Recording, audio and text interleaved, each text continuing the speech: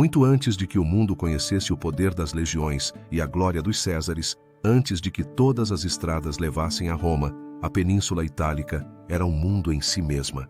Uma paisagem de colinas onduladas, vales férteis e vulcões latentes, habitada por um mosaico de povos ferozes, misteriosos e brilhantes.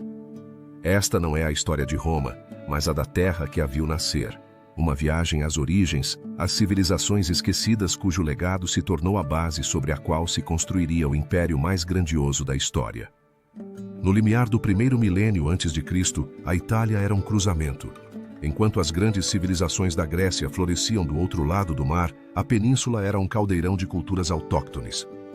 Tribos de latinos, samnitas e sabinos lutavam pelo domínio da terra, forjando sociedades guerreiras regidas pela honra e pelo sangue.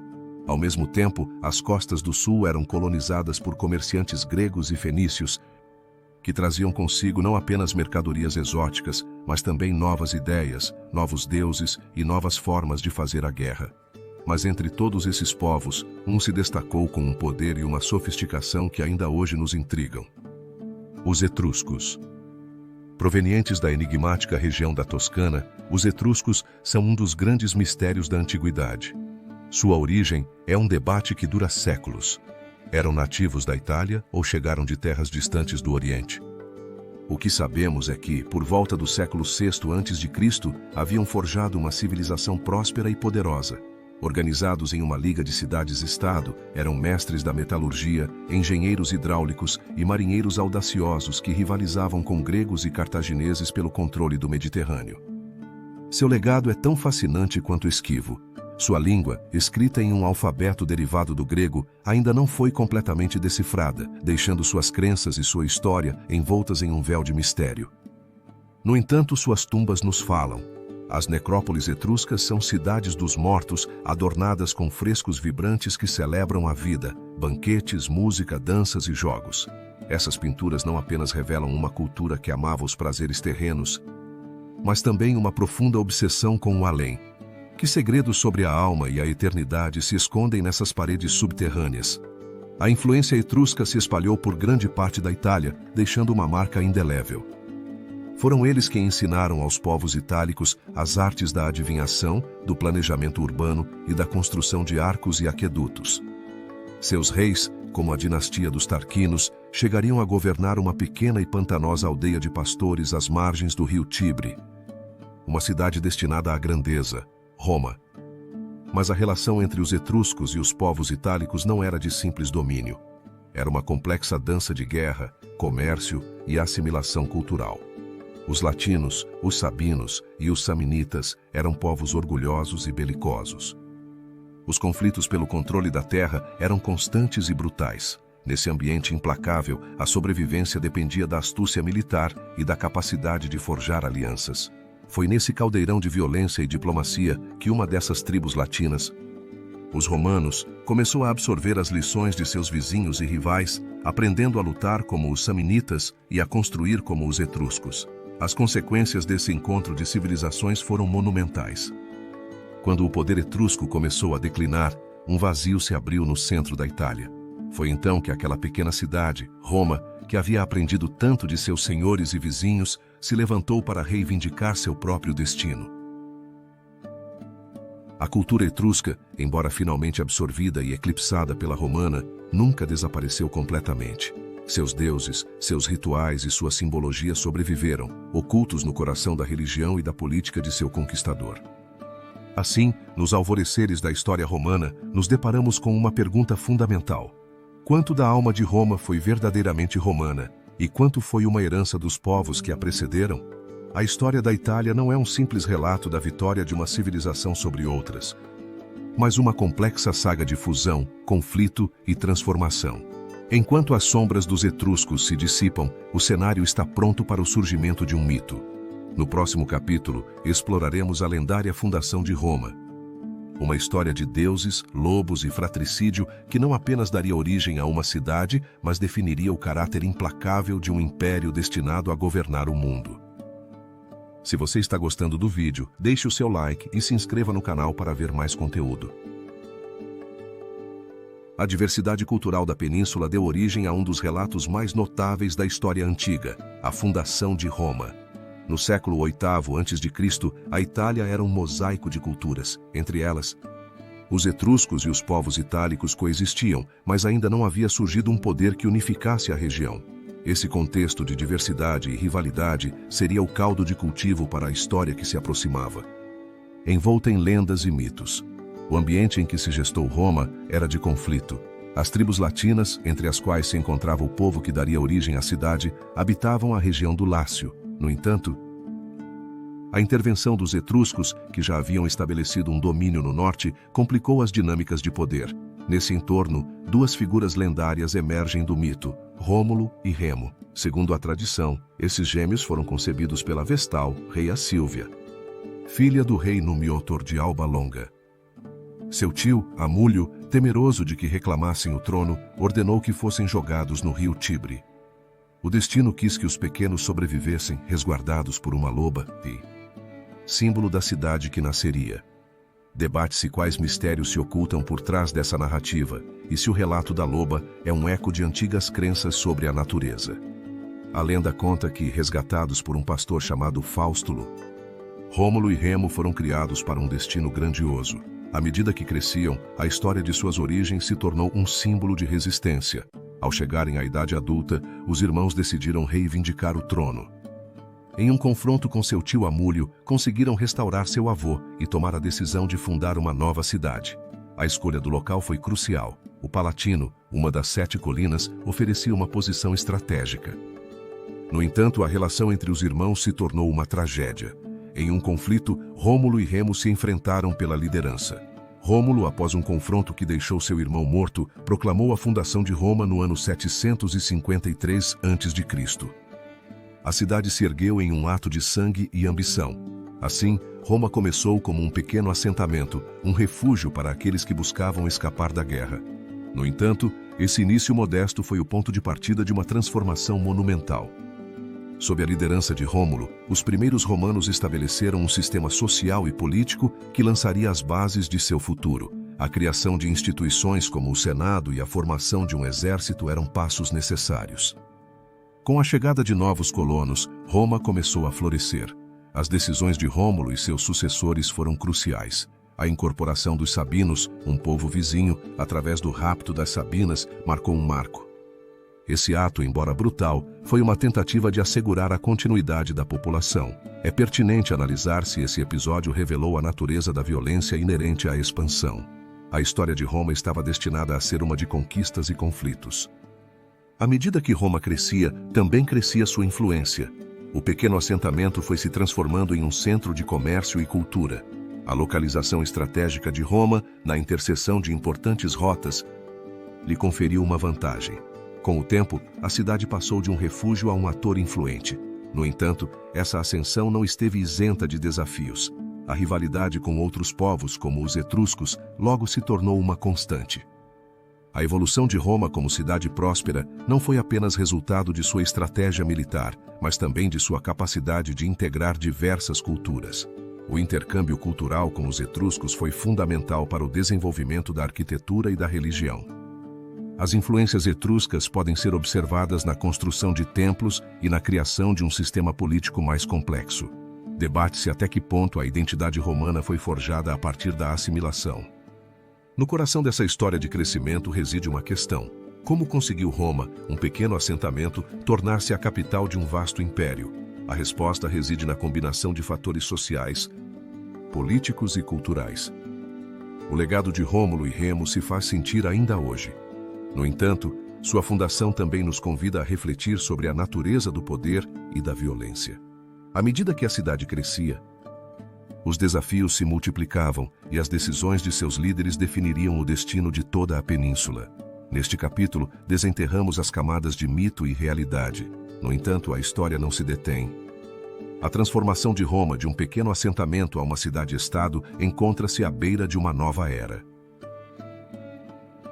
No próximo capítulo, exploraremos como essa jovem cidade adentrou a turbulenta etapa da República Romana.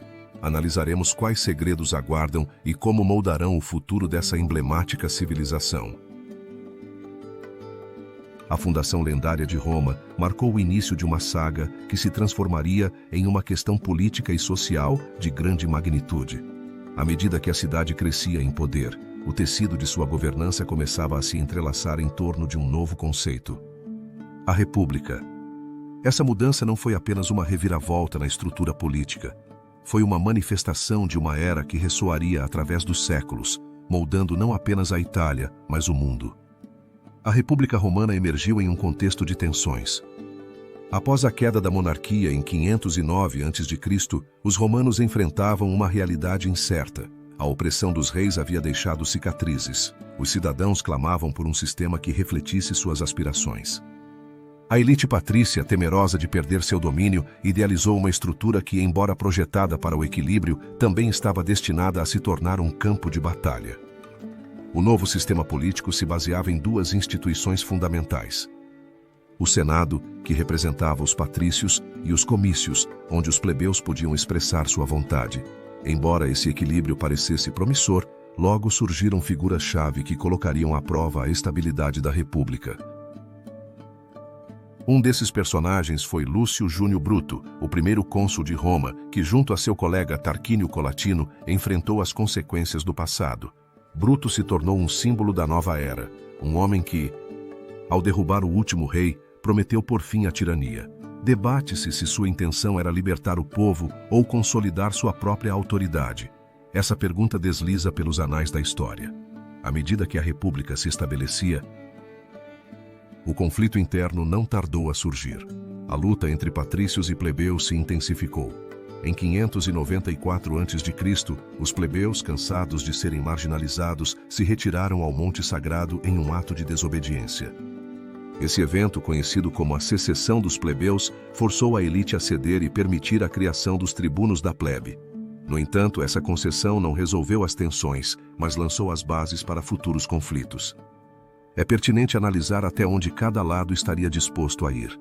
No âmbito externo, a República teve que enfrentar um desafio formidável: a ameaça dos povos vizinhos.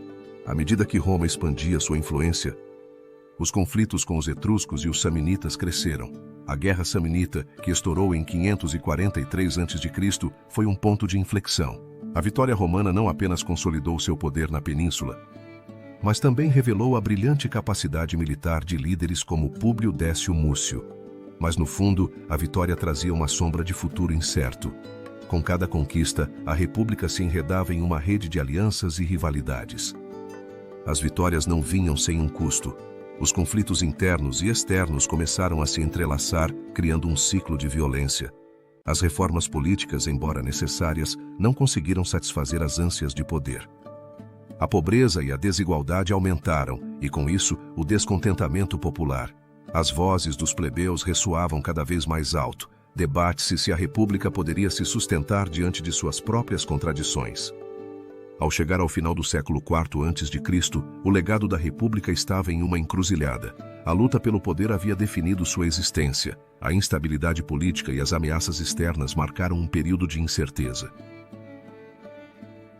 As decisões de seus líderes, as alianças e as traições deixaram um impacto profundo, levantando uma questão: poderia Roma, em sua busca por grandeza, alcançar um equilíbrio entre suas facções?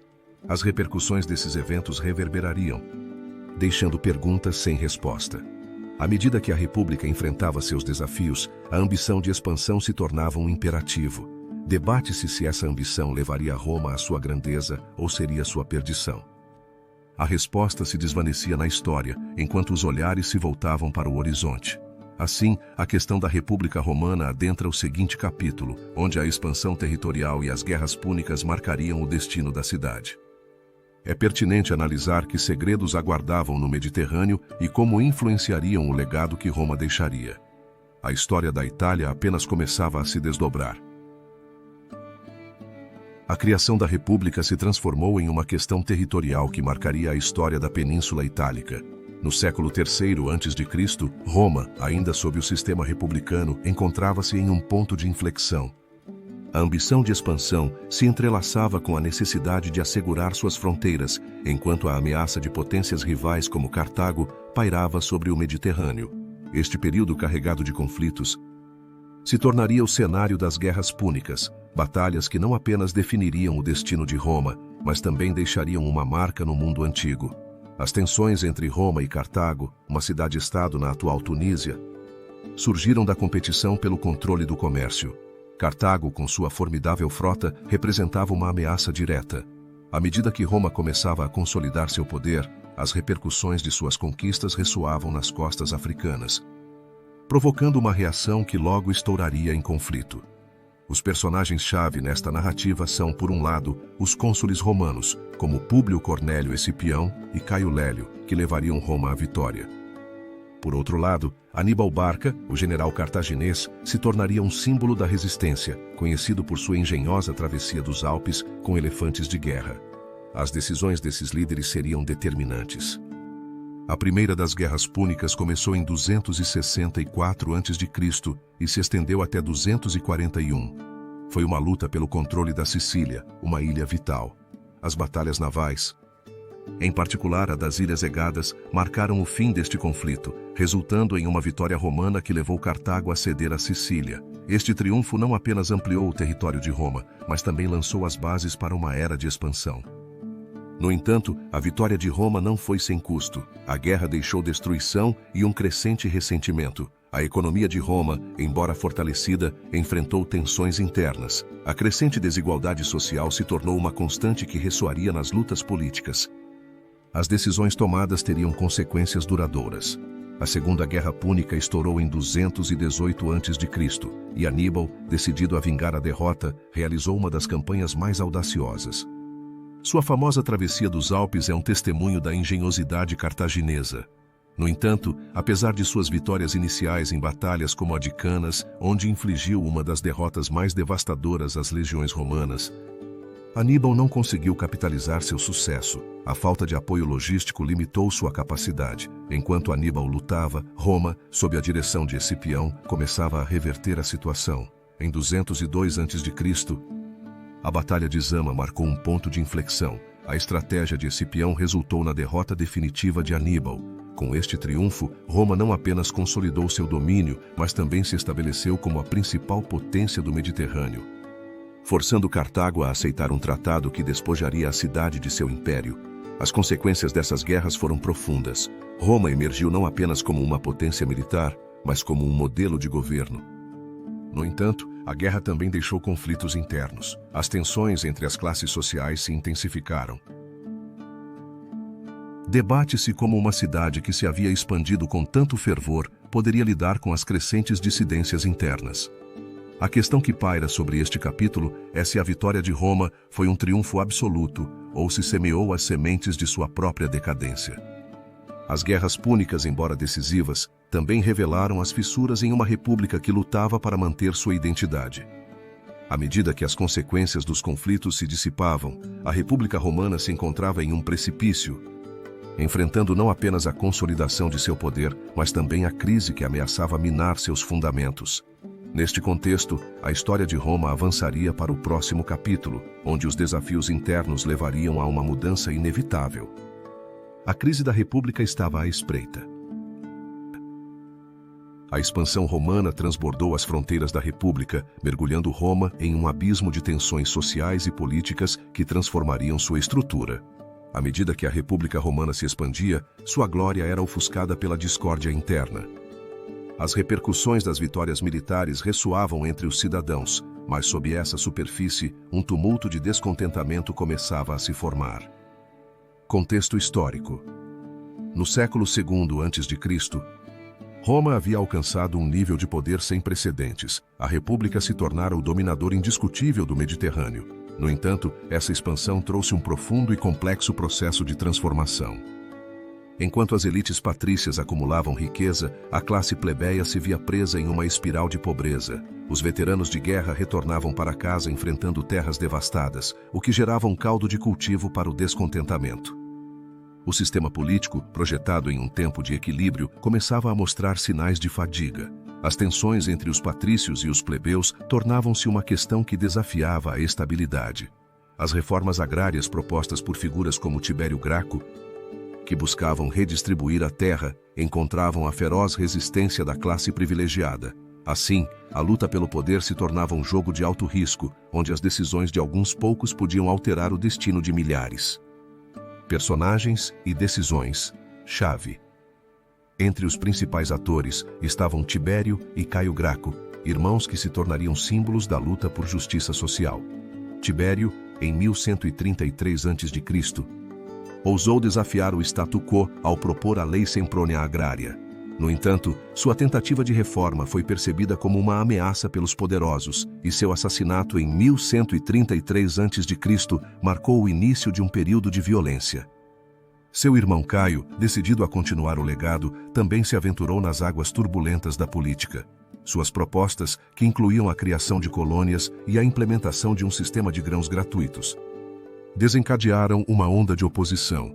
No ano de 1121 a.C., Caio foi finalmente encurralado e sua morte marcou um ponto de não retorno.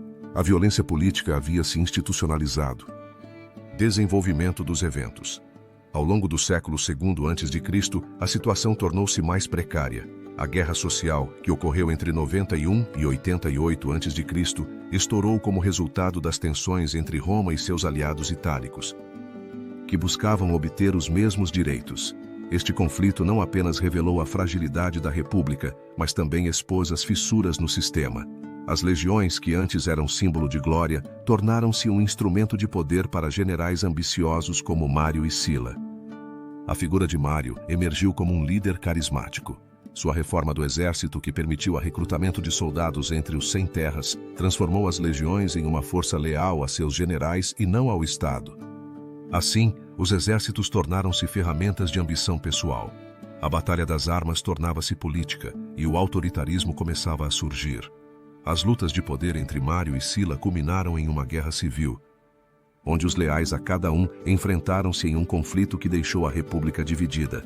Sila, após vencer Mário, tornou-se ditador, marcando um marco. Seu governo foi caracterizado pelo terror e pela proscrição, onde milhares de opositores foram executados.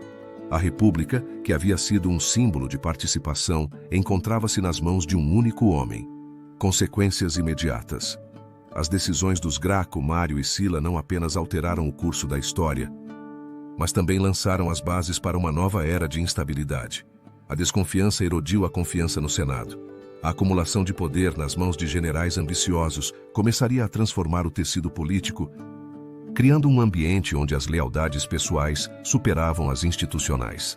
O legado da crise da República pode ser observado na posterior ascensão de figuras como Júlio César, que capitalizaria o descontentamento. Com sua ascensão, tornava-se evidente que a República estava prestes a sucumbir. Debate-se quais segredos aguardavam nesta crise e se a história se repetiria. O enigma do capítulo. A crise da República levanta perguntas que ressoam. Poderia Roma ter evitado sua transformação em um império? Teriam sido possíveis reformas que restaurassem o equilíbrio? A intriga persiste e as respostas encontram-se ocultas no passado. A história da Itália, através da crise da República, nos mostra que o poder pode desmoronar até mesmo as estruturas mais sólidas. À medida que avançamos, o foco se concentra na ascensão do Império Romano. Uma mudança que não foi apenas um novo capítulo, mas um legado que transformaria o mundo. É pertinente analisar como se deu essa metamorfose. A resposta nos espera no próximo capítulo. Se você está gostando do vídeo, deixe o seu like e se inscreva no canal para ver mais conteúdo. A crise da República desencadeou uma transformação radical no coração do poder romano. A instabilidade interna e os conflitos bélicos abriram as portas para um novo capítulo na história da Itália, o auge do Império Romano. Foi um período em que a figura de um líder emergente, Augusto, se ergueria como uma guia, levando Roma em direção a um futuro imperial. O contexto histórico que envolve a transição é um emaranhado de tensões. Desde as guerras púnicas, Roma havia expandido seu território, tornando-se a potência dominante. No entanto, esse crescimento trouxe descontentamento. A República, com sua estrutura de poder compartilhado, começou a mostrar fissuras. Os patrícios e plebeus viam nas ambições de líderes como Júlio César uma ameaça. Sua figura carismática, seu ascenso e seu assassinato em 44 a.C. deram início a um ciclo de guerras civis que desgastariam a confiança na velha estrutura. Nesse cenário caótico surge Otávio, conhecido mais tarde como Augusto. Neto da irmã de Júlio César, Otávio se viu arrastado para a contenda. Em aliança com Marco Antônio e Lépido, formou o segundo triunvirato. No entanto, as rivalidades floresceram. A Batalha de Ácio, em 31 a.C., seria o ponto de inflexão. Enfrentando Marco Antônio e Cleópatra, a vitória de Otávio não apenas lhe concedeu o controle do Egito, mas também solidificou seu domínio. A vitória em Ácio marcou o início de uma nova era. Em 27 a.C., Otávio se apresentou ao Senado, onde renunciou a seus poderes extraordinários, um gesto que parecia restaurar a República. No entanto, por trás desse ato, escondia-se uma manobra astuta. O Senado lhe concedeu o título de Augusto, um nome que ressoaria com a autoridade imperial. Esse momento não foi uma simples mudança de título. Foi o nascimento do Império Romano. As reformas que Augusto implementou foram fundamentais. Consciente de que a estabilidade era essencial, instituiu um sistema que centralizava o poder. A criação da Guarda Pretoriana, seu protetor pessoal, é um exemplo claro de como buscava assegurar sua posição. Além disso, promoveu reformas que fortaleceram seu controle e fomentaram a lealdade. Novas províncias foram estabelecidas. As infraestruturas foram melhoradas e um renascimento cultural foi incentivado. No entanto, a figura de Augusto também é complexa. Debate-se até que ponto suas reformas eram um avanço em direção ao bem-estar e em que medida eram um reflexo de seu desejo de poder. Embora muitos tenham elogiado seu governo como um período de paz, conhecido como a Pax Romana, essa paz foi mantida por meio de um controle rigoroso. As consequências imediatas dessa transição foram profundas. O estabelecimento de um império duradouro permitiu que Roma não apenas prosperasse economicamente, mas também se expandisse culturalmente. As influências dos povos conquistados se entrelaçaram com a cultura romana. No entanto, o preço foi a perda da liberdade política. A influência do poder absoluto pairaria sobre Roma, um lembrete de sua origem republicana. Assim, o auge do Império Romano levanta questões. Debate-se se a ambição de Augusto levou Roma a seu ápice ou se foi o resultado inevitável de um sistema que havia perdido seu rumo. Analisa-se se a República poderia ter sobrevivido ou se estava destinada a cair. Essas interrogações deixam uma repercussão na história. Com essas perguntas ainda ressoando, o capítulo que se segue nos levará a explorar a Era dos Imperadores. Um período em que Augusto se tornaria um modelo, mas onde também surgiriam novos desafios.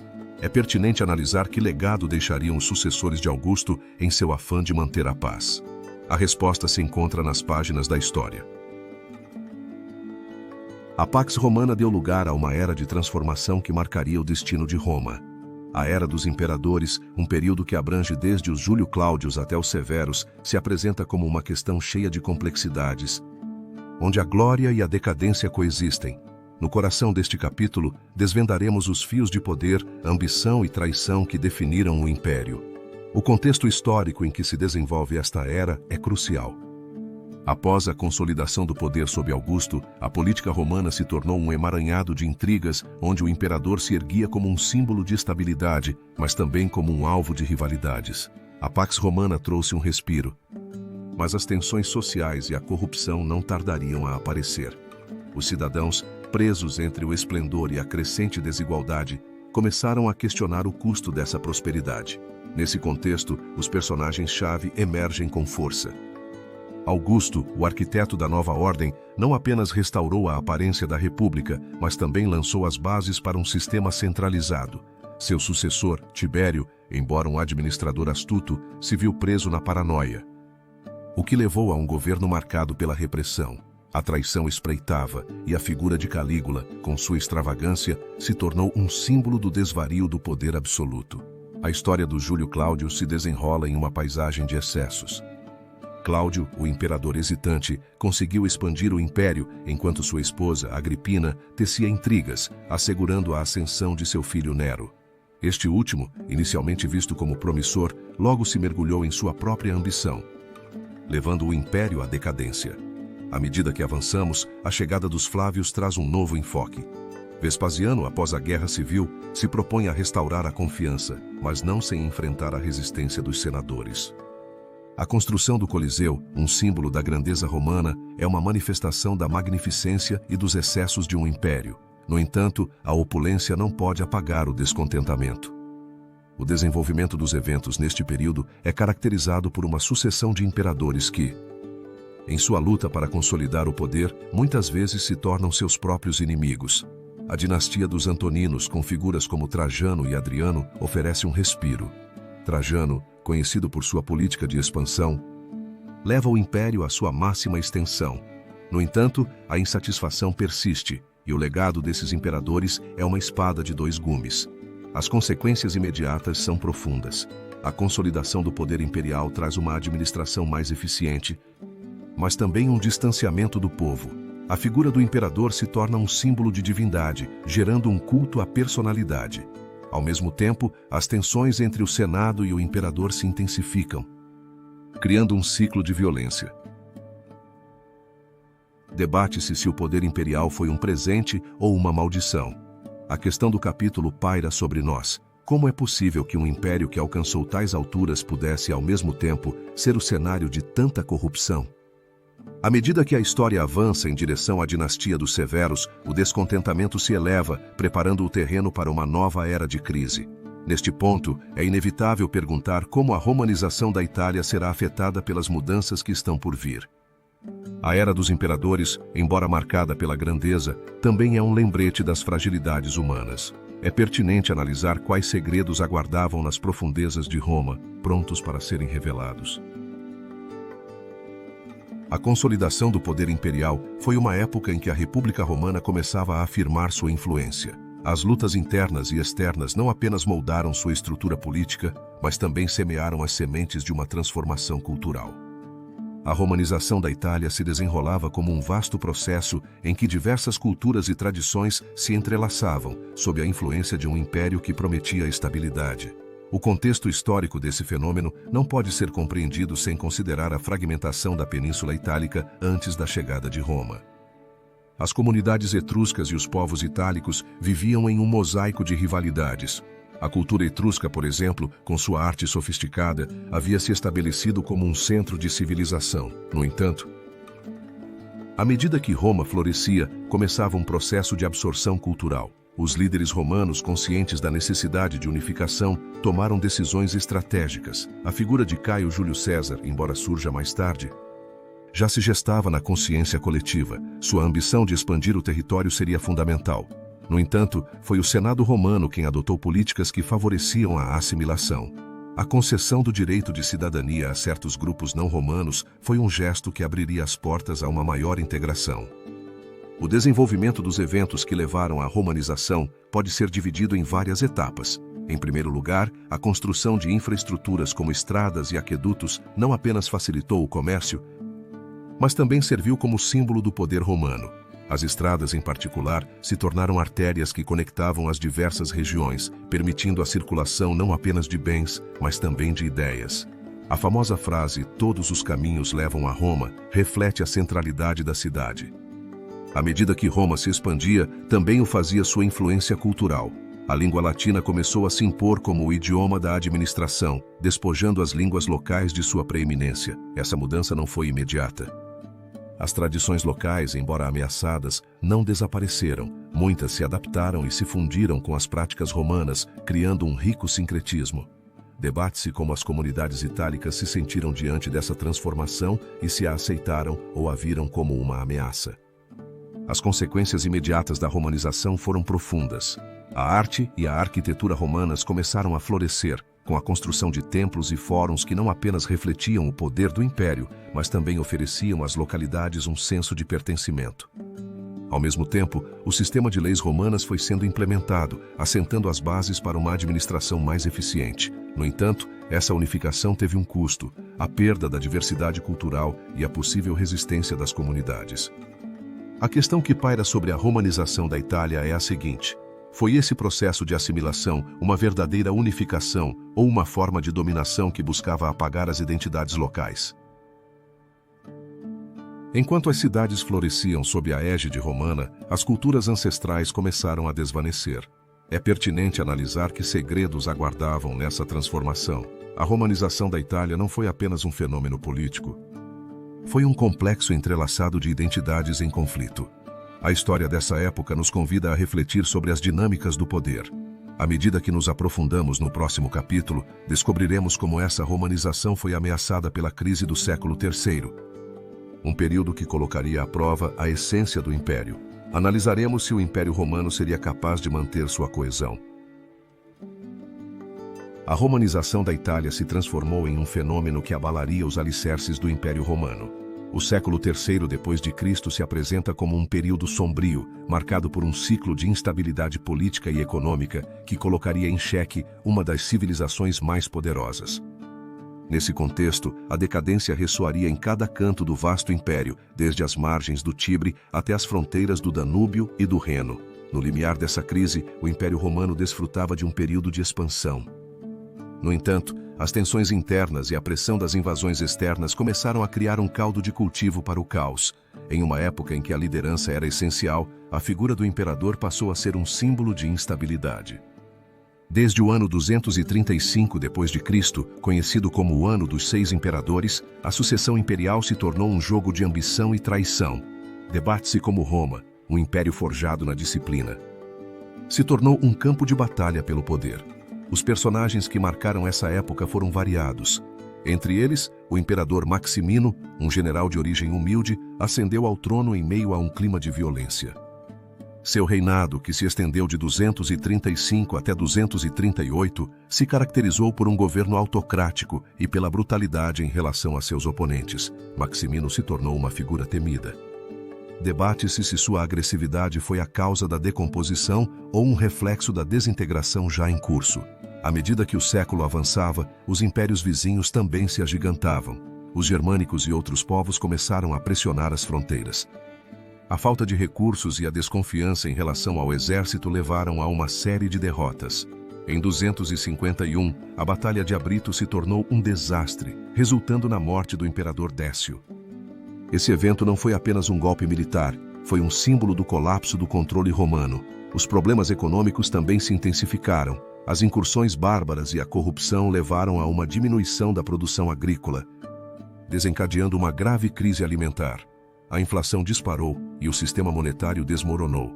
A necessidade de recursos levou a elite a aumentar os impostos, gerando descontentamento. É pertinente analisar como um império que uma vez foi um farol de civilização pôde cair na desesperança econômica. A resposta reside em uma série de decisões fatais. Durante esse período, o imperador Aureliano, que ascendeu ao poder em 270, tentou restaurar a estabilidade por meio de reformas drásticas. Seu enfoque abrangeu desde a reintegração de províncias perdidas até a criação de uma nova moeda. Aureliano também é lembrado pela construção de muralhas ao redor de Roma, um simbolismo da crescente insegurança. No entanto, apesar de seus esforços, a crise continuava presente. Os eventos culminantes desse século não apenas deixaram marcas na história, mas também levantaram questões sobre a natureza do poder. A crise do século III foi um testemunho da fragilidade de um império. É pertinente analisar que lições podem ser extraídas dessa época, e se um império, por mais vasto que seja, pode resistir à erosão de sua estrutura interna. As consequências dessa crise foram profundas. Em primeiro lugar, o enfraquecimento do poder central levou a um aumento da autonomia provincial, lançando as bases para a futura divisão do império. A lição mais amarga foi que, apesar das tentativas de restauração, o legado de desconfiança havia se enraizado profundamente. À medida que a crise se dissipava, seus efeitos ainda ressoavam. No entanto, a questão que permaneceria sem resposta era se o Império Romano poderia se recuperar e, se sim, a que custo. A luta pela sobrevivência havia começado. Enquanto os romanos enfrentavam seu futuro incerto, o Império se preparava para uma transformação. As decisões tomadas neste século não apenas definiriam seu presente, mas também traçariam o caminho para sua eventual divisão. Com o pano de fundo da crise, o Império foi forçado a repensar sua estrutura, um prelúdio à iminente divisão. Em breve, as repercussões dessa divisão ressoariam, estabelecendo as bases de um novo capítulo. A separação do Império em Oriente e Ocidente. A história, como um rio, nos leva de uma questão a outra, e assim nos preparamos para o próximo capítulo. A crise do século III deu passo a uma mudança monumental. No limiar do século IV, o vasto Império Romano se encontrava em uma encruzilhada. As incessantes lutas internas e as invasões haviam desgastado as estruturas do império. A decadência pairava sobre a Península Itálica e as decisões que seriam tomadas dariam forma a uma nova ordem. Assim, no ano 395 d.C., ocorreu uma das divisões mais significativas. O Império Romano se fragmentou em duas entidades, a parte oriental, conhecida como o Império Bizantino, e a parte ocidental, que se aproximaria de seu fim. O contexto histórico em que se produziu essa separação é fundamental. No final do século III e no início do IV, o Império já não era o mesmo. As reformas de imperadores como Diocleciano e Constantino haviam tentado revitalizá-lo, mas o ecossistema político estava fragmentado. As tensões entre as regiões eram palpáveis. As províncias ocidentais se sentiam cada vez mais desconectadas de uma capital preocupada com intrigas palacianas. Enquanto isso, no leste, Constantinopla emergia como um novo centro de poder, atraindo aqueles desiludidos pela instabilidade. Entre os atores-chave estavam imperadores como Teodósio I, que após sua morte dividiria o império entre seus dois filhos, Arcádio, que governaria de Constantinopla, e Honório, que ficaria em Roma. Essa decisão, aparentemente administrativa, teria repercussões que reverberariam. Debate-se se foi uma solução ou o início de um declínio. A divisão do Império Romano não foi uma simples mudança de administração. Foi um ato que redefiniu a geopolítica. Enquanto o Império Oriental se manteve relativamente forte, o Ocidental começou a desmoronar. A narrativa avança com a chegada de invasões germânicas, como a dos visigodos sob o comando de Alarico, que no ano 410 sitiaram Roma. Este evento, uma manifestação da fragilidade romana, deixou a península em desespero. As legiões, outrora invencíveis, tornavam-se sombras. As consequências imediatas dessa divisão sentiram-se não apenas no político, mas também no social e cultural. A Itália, outrora o coração do império, se transformou em um mosaico de reinos em conflito. A queda de Roma em 476 d.C., com a deposição do último imperador, Rômulo Augustulo, marcou o fim de uma era e o início de outra, onde as cidades-estado emergentes definiriam o futuro. A cultura, a arte e a economia seriam profundamente afetadas, deixando um legado que seria tema de estudo nos séculos seguintes. A verdadeira questão dessa divisão reside nas perguntas que deixa. Debate-se se poderia ter sido evitada essa fragmentação e o que teria sido da Itália se o Império tivesse permanecido unido. As reflexões sobre essas perguntas ressoam nos vestígios da antiga Roma. Enquanto as repercussões da queda de Roma se desvaneciam, uma nova era começava. A Itália medieval se gestava nas sequelas de um império que, apesar de seu desaparecimento, continuaria influenciando. A fragmentação política, a chegada dos reinos germânicos e os desafios que enfrentaria a Itália medieval são os fios que entrelaçarão a história vindoura. A divisão do império se transformou em uma repercussão ensurdecedora que ressoaria através dos séculos. A queda do Império Romano do Ocidente não foi um evento isolado, mas o resultado de uma complexa série de acontecimentos que se desenvolveram ao longo de décadas, mergulhando a Itália em um abismo de incerteza e transformação. Neste capítulo, desvendaremos os fios desta história, explorando como o esplendor de Roma se desvanecia, deixando para trás um legado de perguntas sem resposta. No limiar do século V, a Península Itálica se encontrava em um estado de decomposição. O Império, em seu apogeu, havia conseguido consolidar um vasto domínio, mas a decadência começava a pairar sobre seu esplendor. As lutas internas, a corrupção e a incapacidade dos líderes para enfrentar as ameaças externas se entrelaçavam em um tecido de instabilidade. A sociedade romana, que uma vez foi um modelo de organização, se encontrava dividida, com uma população que sofria de um crescente descontentamento. Entre os atores desta história, figuras como o imperador Honório, que governou a partir de 393 d.C., emergem como peças-chave. A corte de Roma, que costumava ser um símbolo de poder, se tornara um refúgio de intrigas. As decisões desses imperadores, muitas vezes influenciadas por conselheiros interessados, conduziram a um enfraquecimento do poder central. É pertinente analisar quais decisões fatídicas levaram à perda de controle sobre as províncias e, em última instância, à queda da cidade. À medida que os anos avançavam, uma série de invasões germânicas começou a desestabilizar ainda mais o Estado de Roma. Os visigodos, sob a liderança de Alarico, cruzaram as fronteiras em um ato que simbolizaria o início do fim. No ano 410 d.C., o histórico saque de Roma pelos visigodos ressoou no coração do império. A cidade, que havia sido o centro do mundo civilizado, se encontrava à mercê de forças que uma vez haviam sido consideradas marginais. O impacto deste assalto foi profundo. A queda de Roma não significava apenas o colapso de um governo, representava uma ruptura no tecido social e cultural da Itália. As trombetas de guerra ressoaram ao longo da península. E as cidades que haviam florescido sob a proteção do império começaram a se tornar ilhas de desespero. As pessoas se viram obrigadas a repensar sua existência. Debate-se se, em seu afã por manter o controle, Roma havia esquecido as necessidades de seus próprios cidadãos. À medida que avançava o século, as invasões se intensificaram. Os vândalos e os ostrogodos se fizeram presentes, levando à devastação as terras que haviam sido o orgulho de Roma.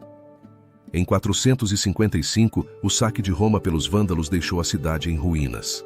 As decisões dos líderes romanos que tentavam negociar com os invasores mostraram-se inúteis. A incapacidade da administração para agir decisivamente foi um fator determinante. Neste horizonte sombrio, a figura de Odoacro, um general germânico, emergiu como um símbolo da mudança.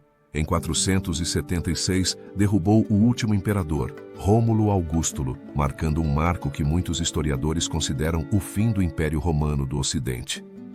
No entanto, a queda de Rômulo não significou o desaparecimento da cultura romana.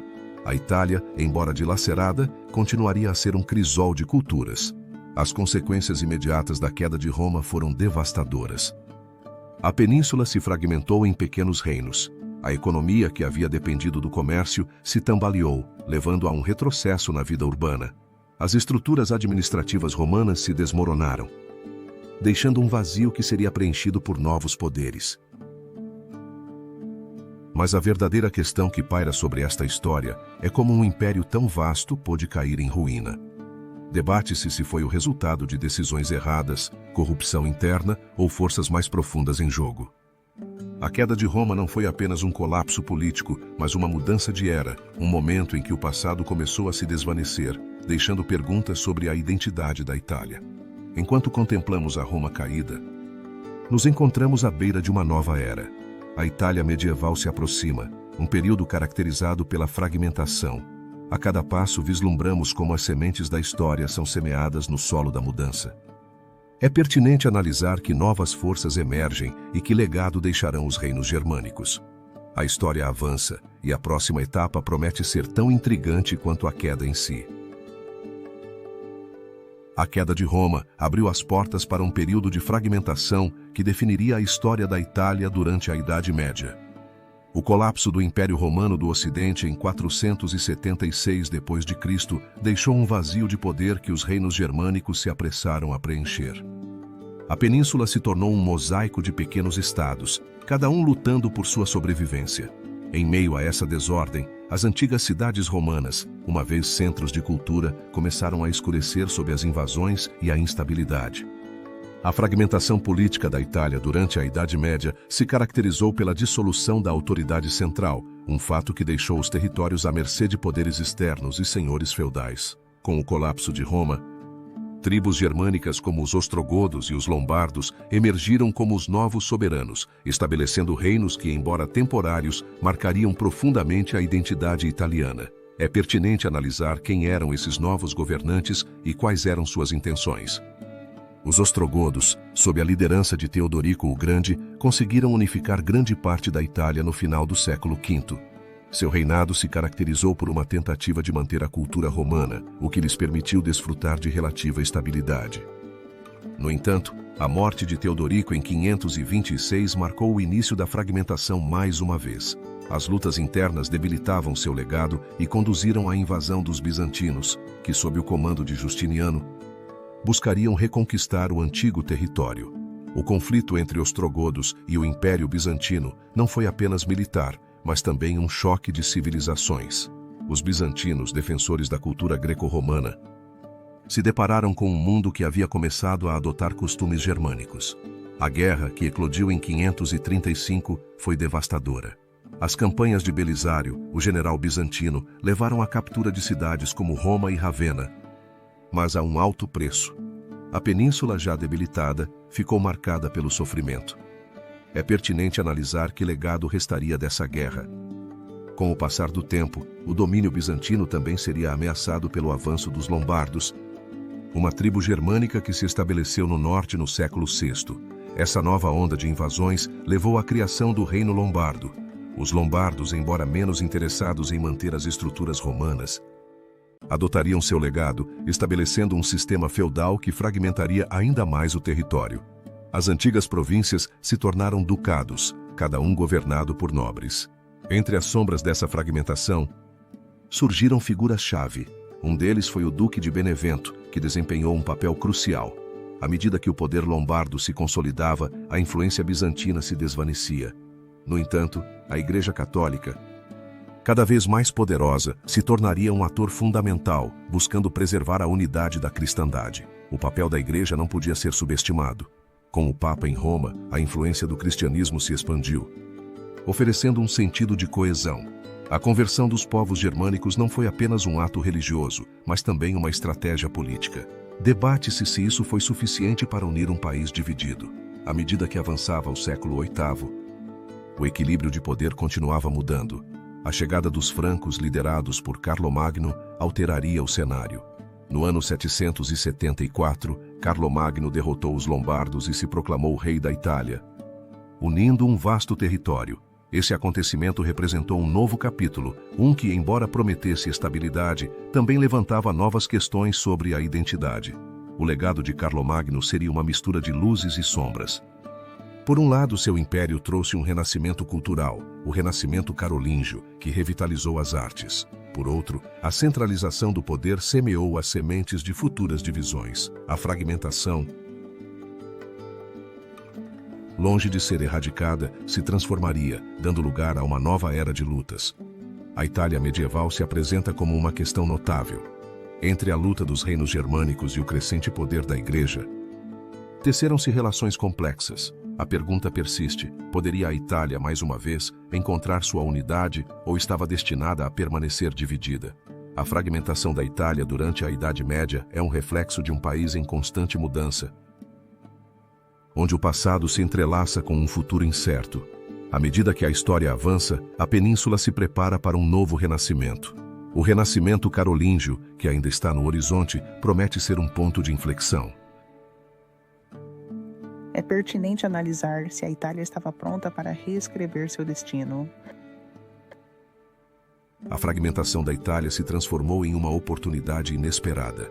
No limiar do século IX, a península se encontrava dividida, um mosaico de reinos que lutavam para estabelecer sua identidade.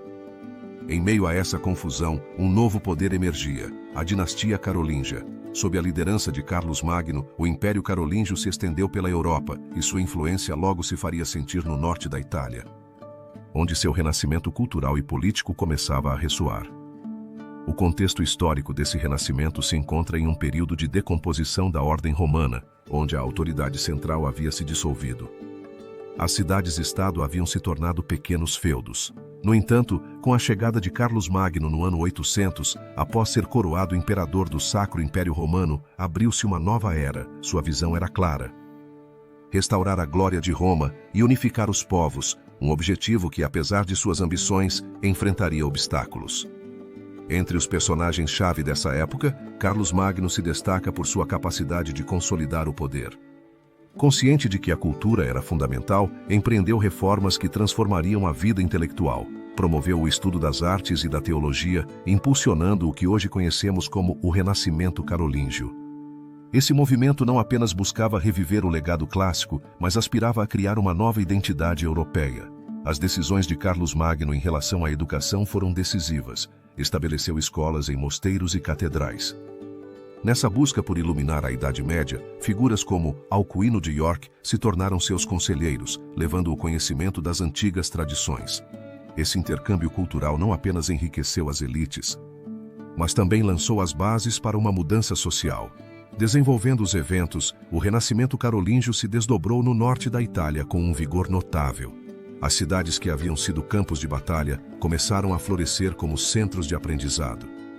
Em Pavia, capital do Reino Lombardo, foram instituídas novas normas que promoveram o comércio. Nesse ambiente, os mosteiros se tornaram faróis de conhecimento onde se copiavam manuscritos clássicos. É pertinente analisar se essa era uma verdadeira revitalização ou simplesmente uma manifestação das glórias passadas. No entanto, nem tudo foi um caminho de rosas. As tensões entre os nobres locais e a autoridade carolíngia eram palpáveis. À medida que Carlos Magno consolidava seu poder, os duques, que haviam desfrutado de autonomia, começaram a sentir a pressão. A resistência se manifestava em revoltas.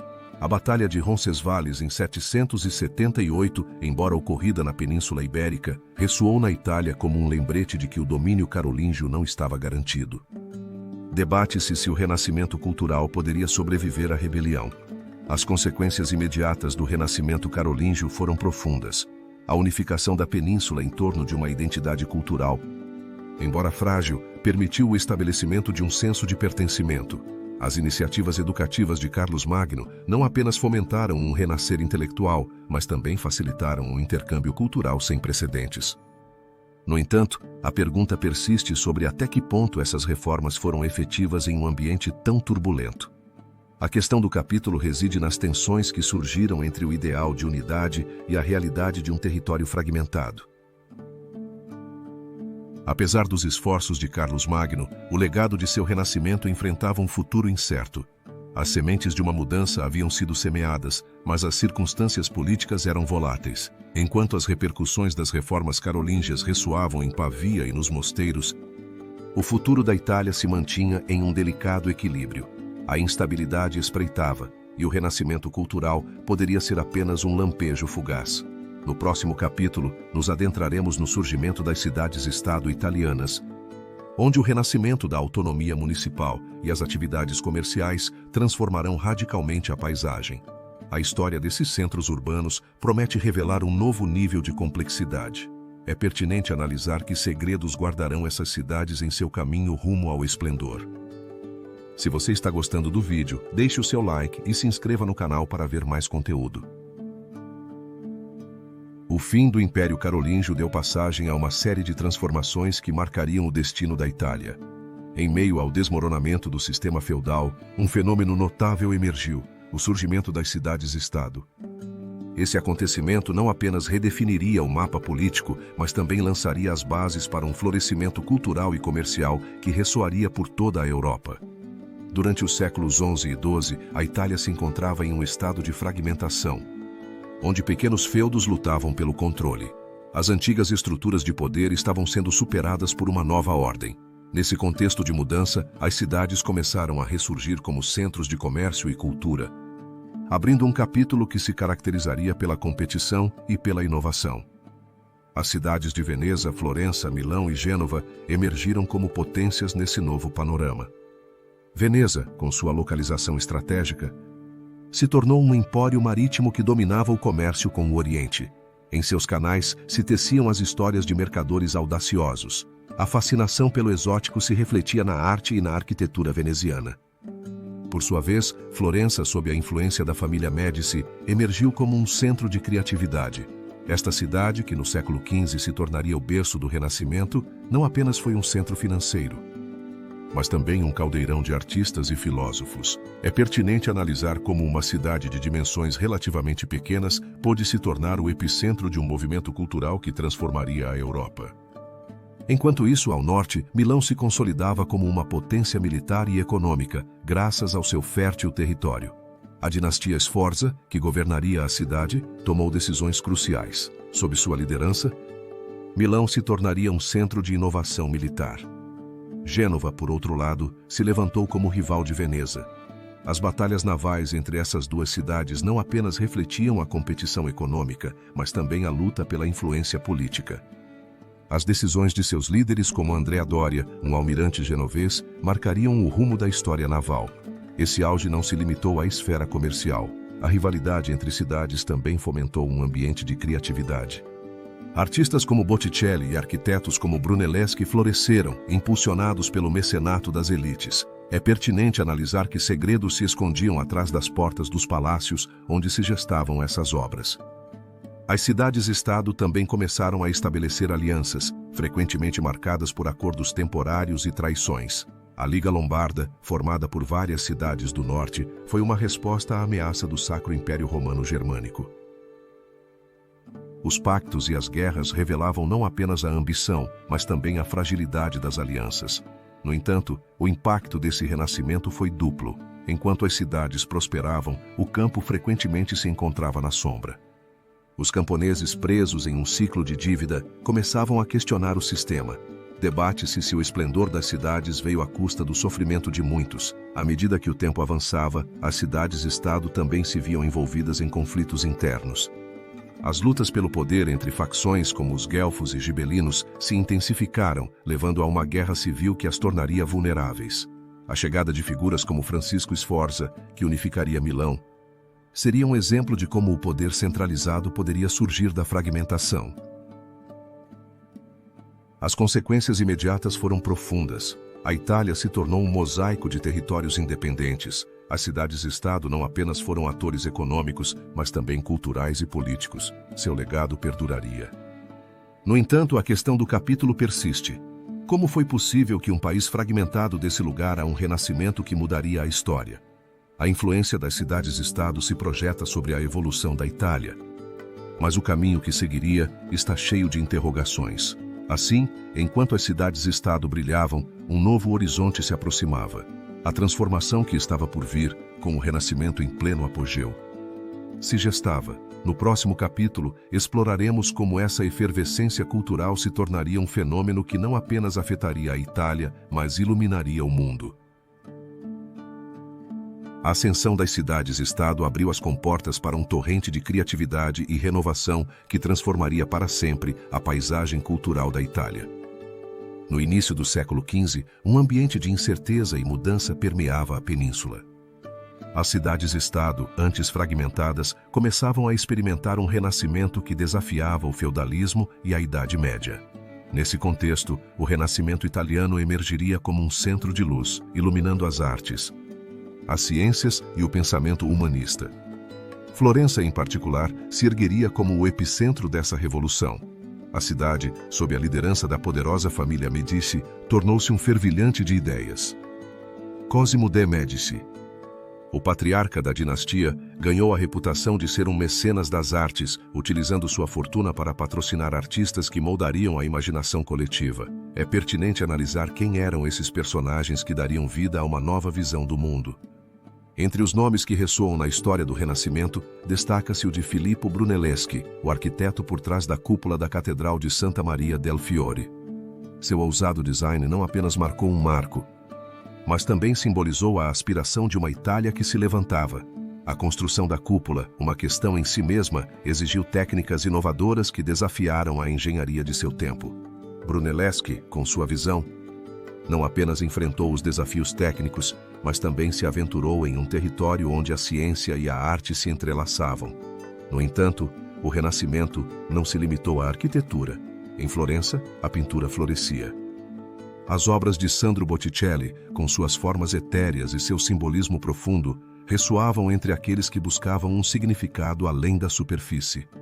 Sua célebre obra, O Nascimento de Vênus, encapsulava a essência do Renascimento. A celebração da beleza humana e a exploração de mitologias antigas. Debate-se quais motivações impulsionaram Botticelli a criar tais obras que pareciam sussurrar segredos.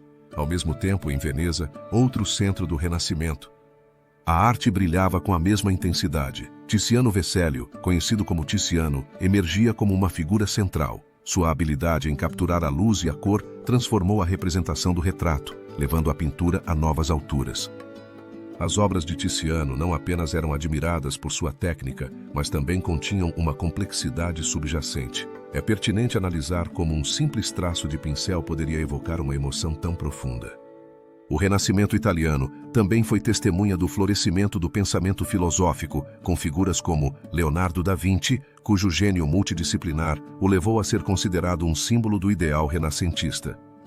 Da Vinci não apenas pintou obras-primas como A Última Ceia e a Mona Lisa, mas também se aventurou na anatomia e na engenharia. Seu caderno de notas revela um mundo de curiosidade. Debate-se quais segredos ocultavam seus rabiscos e se ele foi um visionário ou simplesmente um homem preso aos limites de seu tempo. À medida que o Renascimento se aprofundava, as consequências se tornavam evidentes. As ideias humanistas, que promoviam o valor do indivíduo, se espalharam. As universidades começaram a florescer e a educação se democratizou. No entanto, com a ascensão do conhecimento, também surgiram tensões. A Igreja, que havia mantido um controle férreo, começou a ver com desconfiança esse novo pensamento. Debate-se se essa centelha de iluminação poderia levar à confrontação. A questão do Renascimento italiano não reside apenas em seus feitos, mas também nas perguntas que deixou.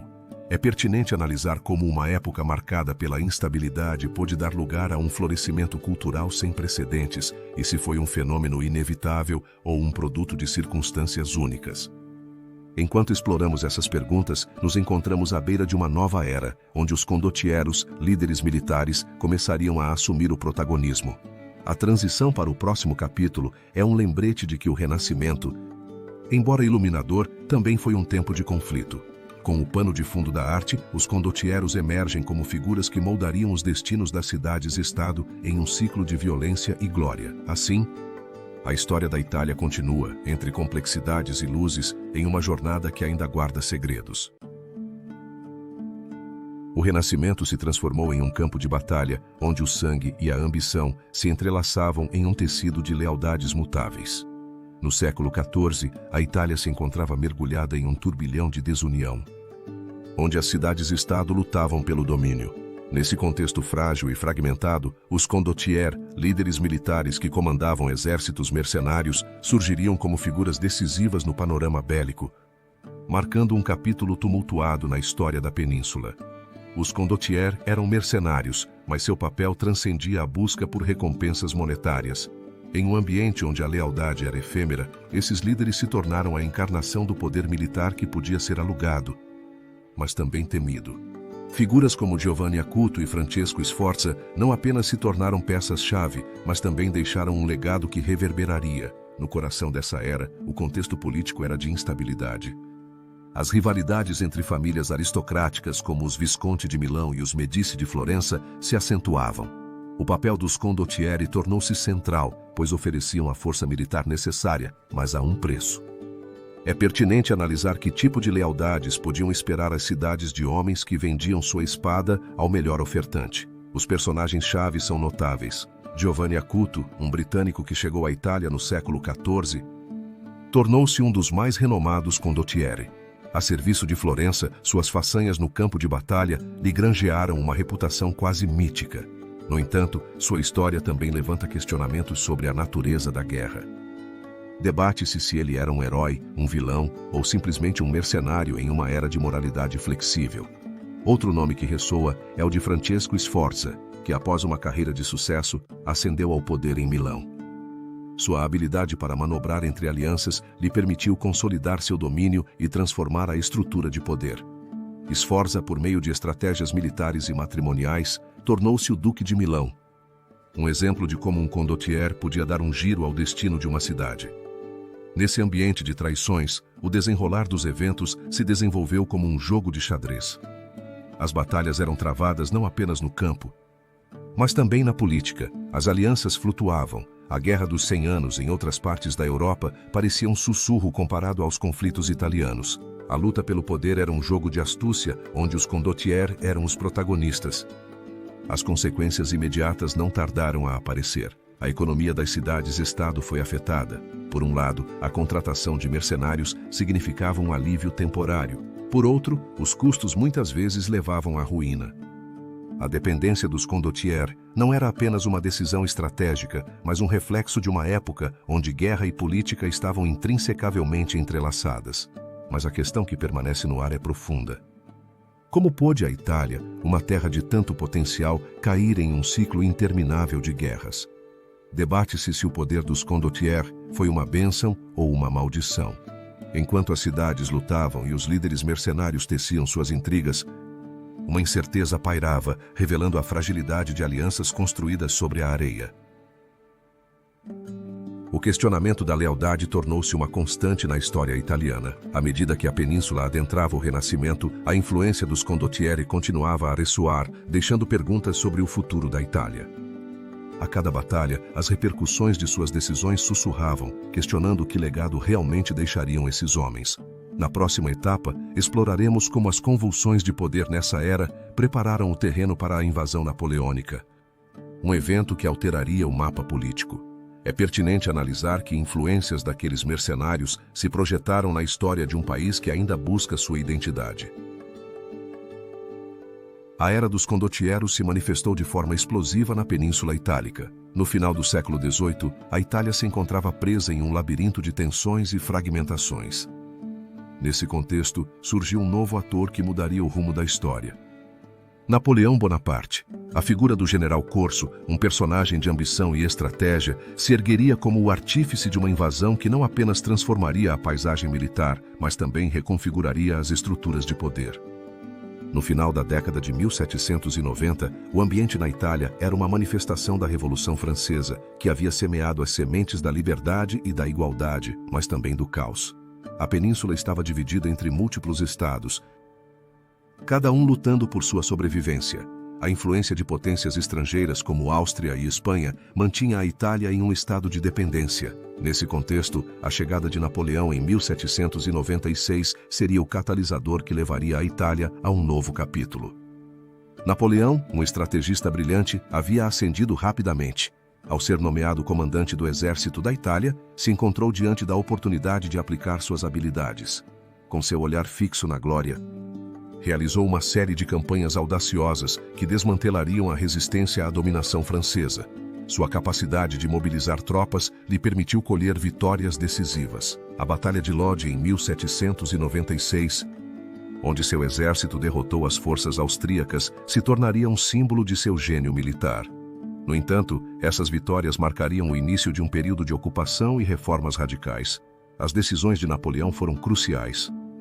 Ele não se limitou a conquistar, mas também implementou reformas administrativas. Instituiu o Código Napoleônico, que promoveu a igualdade perante a lei e a secularização, desafiando as velhas estruturas feudais. No entanto, essas reformas, embora modernizadoras, também foram vistas como uma forma de dominação. A antiga ordem se desmoronava, criando uma manifestação de esperança e resistência em igual medida. Com cada vitória, Napoleão se consolidava como o novo poder. Em 1798, proclamou a República Cisalpina, uma entidade que unificava várias províncias do norte sob influência francesa. Sua ambição pairava sobre as antigas estruturas, fazendo com que muitos líderes italianos questionassem sua relevância. Debate-se se este foi o início de uma nova era ou um prelúdio a uma nova forma de opressão. As consequências imediatas foram profundas. Não apenas o mapa político foi alterado, mas também foram semeadas as sementes do nacionalismo italiano. A ocupação francesa fomentou um senso de identidade coletiva. No entanto, essa nova identidade estava impregnada de contradições.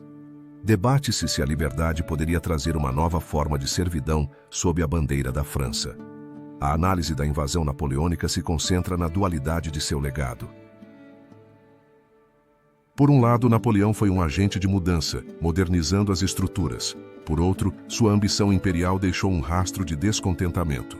É pertinente analisar quais segredos aguardavam nesse tumultuoso período e se a invasão foi o primeiro passo em direção à unificação ou o prelúdio de um novo ciclo de dominação.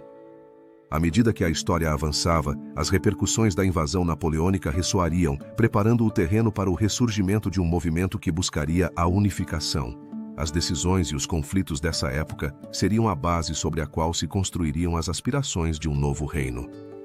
No próximo capítulo, exploraremos como esse ressurgimento, alimentado pelo nacionalismo, daria forma à Itália moderna. A invasão napoleônica se tornou um catalisador de mudanças profundas na Península Itálica. À medida que a fragmentação se prolongava, um fervoroso desejo de unificação começava a tomar forma, um anseio que ressoava entre as diversas regiões da Itália. O século XIX se erguia como um horizonte de possibilidades, onde ideais como a liberdade e a identidade nacional se entrelaçavam com a história de um território dividido. Assim, o movimento de unificação italiana conhecido como o Risorgimento, ganharia vida, impulsionado por figuras-chave que se tornariam lendas. O contexto histórico que precedeu esse renascimento é fundamental. A Itália do século XIX era composta por uma miríade de estados, desde o Reino da Sardenha até o Reino das Duas Sicílias. Cada um desses territórios coexistia em um estado de fragmentação. As repercussões da Revolução Francesa ainda ressoavam, trazendo consigo as ideias de liberdade, igualdade e fraternidade que inspiravam os italianos. É pertinente analisar quais forças realmente impulsionaram a unificação. Entre os atores fundamentais dessa luta, destaca-se a figura de Giuseppe Garibaldi, um revolucionário cujo nome se tornou sinônimo da causa unificadora. Nascido em Nisa em 1807, Garibaldi se tornou um líder carismático, conhecido por sua valentia. Sua participação nas guerras de independência na América do Sul lhe proporcionou uma experiência inestimável. Debate-se quais motivações o levaram a deixar seu lar em busca de um ideal. Ao seu lado, o conde Camilo de Cavour, primeiro-ministro do Reino da Sardenha, também desempenharia um papel crucial. Cavour era um político astuto que entendia que a unificação não poderia ser alcançada apenas com ideais. Seu enfoque se centrava na diplomacia e nas alianças estratégicas, especialmente com a França, cujo imperador, Napoleão III, era visto como uma peça-chave. Em 1858, Cavour assinou um acordo com Napoleão III que permitiria à França intervir em favor dos sardenhos na guerra contra a Áustria. É pertinente analisar até onde ele estava disposto a ir. O desenvolvimento dos eventos que levariam à unificação começou em 1859, quando o Reino da Sardenha, com apoio francês, enfrentou a Áustria na Segunda Guerra de Independência Italiana. A vitória em batalhas como Magenta e Solferino foi um marco, mas também deixou um rastro de sacrifício. Com o avanço das tropas sardenhas, a população dos reinos italianos começou a levantar sua voz. As regiões da Lombardia e do Vêneto se uniram ao reino, e a cada conquista, a ideia de uma Itália unida se tornava mais tangível. Enquanto isso, Garibaldi, em uma manobra audaciosa, invadiu o Reino das Duas Sicílias em 1860 com suas camisas vermelhas. Sua expedição dos 1000 se tornou um símbolo da luta popular. Com um exército de voluntários, Garibaldi conseguiu conquistar Palermo e Nápoles, unindo esses territórios ao nascente Reino da Itália. No entanto, sua vitória não estava isenta de controvérsias. Debate-se se Garibaldi foi um herói ou um usurpador. Finalmente, no 17 de março de 1861, foi proclamado o Reino da Itália, com Vítor Manuel II como seu primeiro monarca. No entanto, a unificação não foi um processo simples. Apesar das conquistas, a Itália unificada enfrentava sérios desafios. As diferenças entre o norte industrializado e o sul agrário eram profundas, e os conflitos sociais não deixavam de surgir. A insatisfação pairava sobre um país que, embora unido, ainda não havia encontrado sua identidade. As consequências imediatas foram tanto celebradas quanto problemáticas. A unificação levou à criação de um governo centralizado, mas também deixou muitas regiões mergulhadas na pobreza. As promessas de Cavour e Garibaldi se depararam com a dura realidade de uma nação com profundas divisões. A pergunta que surge é se a Itália poderia superar as diferenças e forjar uma identidade coesa ou se as sequelas do passado continuariam a persegui-la. A questão do capítulo se assenta na fragilidade dessa nova nação. A unificação foi um triunfo do idealismo, mas o verdadeiro desafio estava por vir. As tensões sociais e econômicas levantariam questionamentos sobre a viabilidade do novo reino. Debate-se se a Itália poderia se tornar uma nação forte ou se o legado de sua divisão continuaria a marcar seu destino. Assim, enquanto os ideais de liberdade ressoavam nas ruas, a história de um país em busca de sua identidade apenas começava. No próximo capítulo, exploraremos as dificuldades que a Itália enfrentou após sua unificação e como essas definiram o caráter de uma nação emergente. O Risorgimento se transformou em um novo capítulo para a Itália, marcado por um fervoroso desejo de unidade e uma série de desafios que colocariam à prova a força de sua identidade. Após a proclamação do Reino da Itália em 1861, uma incerteza pairava sobre a península. A unificação, celebrada como um triunfo, ocultava em seu interior uma complexa rede de tensões políticas, sociais e econômicas. O contexto histórico que precedia a esses eventos era uma Itália fragmentada. Enquanto o norte começava a florescer, impulsionado pelas reformas de Cavour e a liderança de Garibaldi, o sul, marcado pela pobreza, se sentia despojado de sua identidade. As diferenças entre o norte industrializado e o sul agrário não eram meras anedotas. Eram fraturas profundas. Nesse cenário, emergiram figuras cruciais. O rei Vítor Manuel II, símbolo da unificação, enfrentava um dilema: como unificar um país tão diverso? Ao seu lado, o primeiro-ministro Camilo de Cavour, um político astuto, impulsionava a modernização, buscando equilibrar as demandas dos diferentes territórios. No entanto, sua visão se deparava com a resistência daqueles que temiam perder sua autonomia. Enquanto isso, nas ruas, uma nova geração de cidadãos despertava. É pertinente analisar o que aconteceria com aqueles que se sentiam marginalizados. A luta pelos direitos sociais se intensificou, especialmente no sul, onde o agrário e o industrial se encontravam em um tira e afrouxa. A figura do brigantágio, guerrilheiros que lutavam contra o novo regime, se tornou um símbolo do descontentamento. Desenvolvendo esses eventos, a década de 1870 se tornou um período de tensões crescentes. A anexação dos Estados Pontifícios em 1870, que culminou com a ocupação de Roma, foi um marco, mas também acendeu um conflito que perduraria. A Igreja, que havia sido um pilar da sociedade, se viu despojada de seu poder temporal e se retirou a um estado de resistência. Este ato de unificação foi uma guerra cultural, onde a identidade nacional chocava com a lealdade religiosa. As consequências imediatas desses eventos foram palpáveis. A resistência no sul não apenas continuou, mas se amplificou, levando a uma série de revoltas que desgastaram a jovem nação. As tensões entre o norte e o sul se tornaram um tema recorrente, enquanto a pobreza e o analfabetismo continuavam a assolar grande parte da população. O novo Estado, em seu afã por consolidar-se, enfrentou a dura realidade de um país fraturado, onde o sonho de uma Itália unificada começava a se desvanecer. É pertinente analisar que legado realmente deixaria essa unificação. Com a resistência ressoando, a pergunta persistia: poderia a Itália encontrar a coesão necessária ou estava condenada a ser um mosaico de divisões? A questão da Itália unificada tornava-se cada vez mais complexa. As complexidades desse mistério não se dissipariam com facilidade à medida que a Itália adentrava uma nova fase. A chegada do século XX traria uma mudança radical, onde a ascensão do fascismo, com sua retórica de unidade, tentaria abordar as feridas abertas. Assim, a história da Itália, marcada por sua busca de identidade, continuaria a se desenvolver. A instabilidade da unificação se tornou o caldo de cultivo de um fenômeno que marcaria a história da Itália. No amanhecer da década de 1920, a Itália se encontrava presa em um labirinto de instabilidade. As repercussões da Primeira Guerra Mundial ressoavam na península, deixando um país desgastado e cheio de ressentimento. As promessas de glória se desvaneceram em meio a um desemprego galopante, uma inflação descontrolada e um descontentamento popular que se manifestava em greves. Nesse ambiente surgiu uma figura que mudaria o rumo da nação: Benito Mussolini. Mussolini, um ex-socialista convertido em nacionalista, entendeu que a desesperança do povo poderia ser seu trampolim.